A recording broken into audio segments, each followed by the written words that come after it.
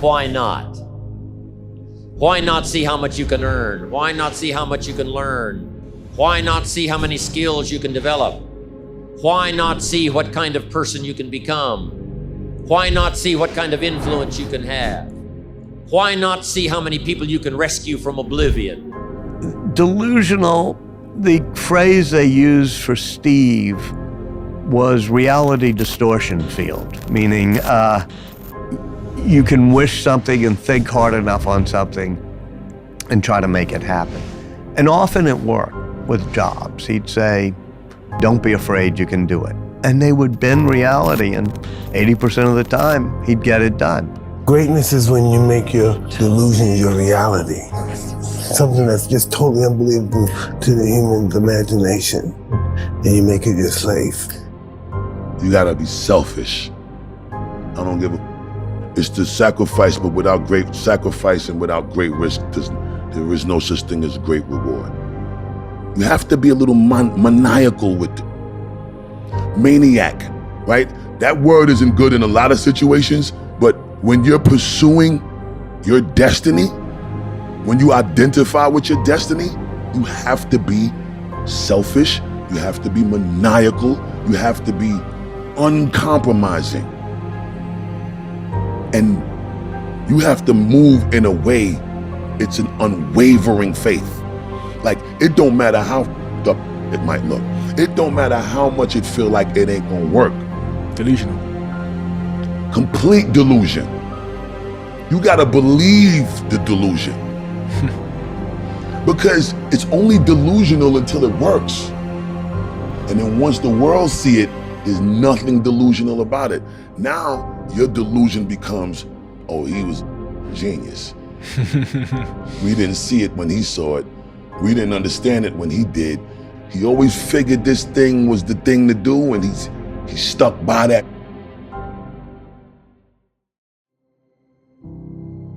Why not see how many people you can reach? I shared one of my goals with a group just last night. Here it is, one of my goals, to reach the peak of my skills by the year 2000. So I've got some work to do by the year 2000, turn of the century, turn of the millennium. I want to reach the peak of my skills by the year 2000. And then come the next century, I want to utilize those skills in touching every human I can possibly touch for the rest of my life. Those are some of my goals.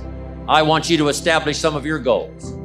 I want you to give thoughtful consideration to your goals. And why not?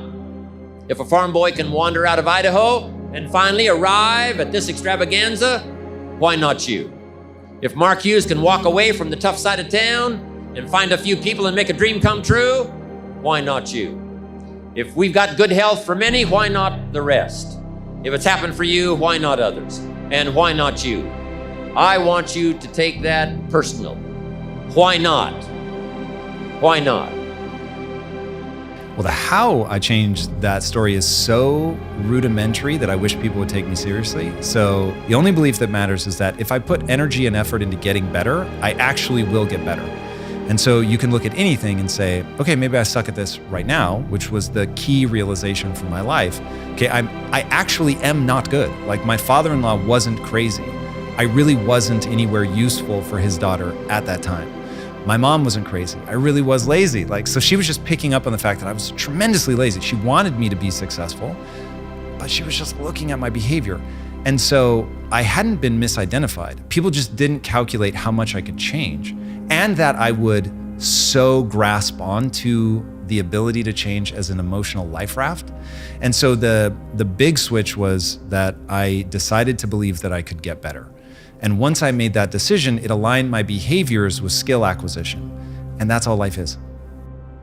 I've had the fortune of spending 3 or 4 hours one-on-one with Arnold Schwarzenegger. He genuinely believes that he can do anything. And he was willing to deal with anything along the way. And so he got death threats after he was making his first few movies. And he just was like, I just need to keep doing what I said I was going to do. And he uses the frame of massive action a ton, which is if I worked out for 5 hours every single day, I would have to be bigger and stronger than everyone else. Getting into the exercise science aside, it doesn't matter. The point is that he would commit to doing more volume volume than anyone else is willing to, because he figured that if he did at least that, it would happen eventually.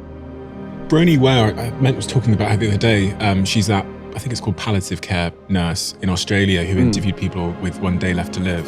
And she asked them what their biggest regret in their life was. And the number one regret of the dying was not living a life true to myself.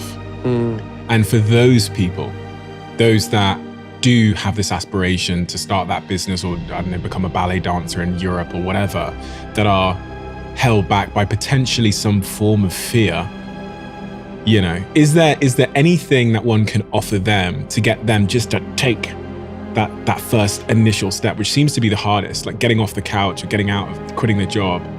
I think failure is like the greatest gift. I think failure is like, it hurts so bad, but failure is a part of life. And if you're not willing to accept that, like, failure is part of it. You've got to keep failing. Anvil, the story of Anvil, you know this? I made a whole video about this. So I made a YouTube video about this. And then there's a movie called Anvil. I think it's called The Story of Anvil or something like that. Anvil was this like big hair rock band in the 80s.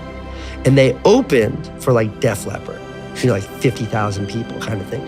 But they never headlined. They never broke through. They were always the opening act. They were always like the bridesmaid, never the bride.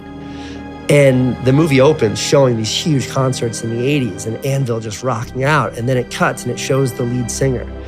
And he lives in Canada and he drives a little van. And he delivers food to old people making minimum wage, like barely able to keep his head above water. And he performs still in his leather outfits as like this middle-aged 50-year-old guy to like 6 people. And they'll be just drinking beer and he's there giving it his all. And the movie is about how relentless this guy, like, he's just not willing. He borrows money from his sister to record an album. Nobody buys it, can't pay her back. She's got kids and shit. Like, it is the most devastating story you've ever seen because he's unwilling to give up that dream. Like, he just wouldn't let it go. This is his whole life. And then this documentary comes out and it's fantastic. And because of the documentary, Anvil blows up. And all of a sudden, he is that superstar, like on tour, selling out arenas in Japan. And like, he did it. Had he given up at any point in time, the documentary wouldn't have been interesting. It would have just been another person who threw in the towel. But they made this, like, a filmmaker saw this story and was like, that's crazy. I need to tell that story. And it yielded that success. Had he not been willing to take on 40 years of failure, 30 years of failure, he would have never found success. But I think failure is overrated. I think people are so scared of failure. And I think the fear of failure is that it's a fear of what other people are going to think about you. Persistence. That's what I heard through that story as well. Just this almost objectively delusional persistence towards a goal. And I don't know if those words are correct, because in that situation, I question whether Anvil's success was ever really making it, or the journey itself was the success. But in your story, I see the same level of like persistence that a bystander would go, that guy's crazy. Because there was various stats I saw about how long it took you to get to various success milestones. Even when you started daily vlogging, I think it took you 5 years to get to like 400,000 subscribers. Yeah. Throughout your story, there's this persistence where I go, this guy would have carried on doing this because he wasn't doing this for any particular milestone. What role does persistence play? It's funny, because persistence is it's a more accurate word, but the word I've been using lately is patience, because I think it's so much less sexy.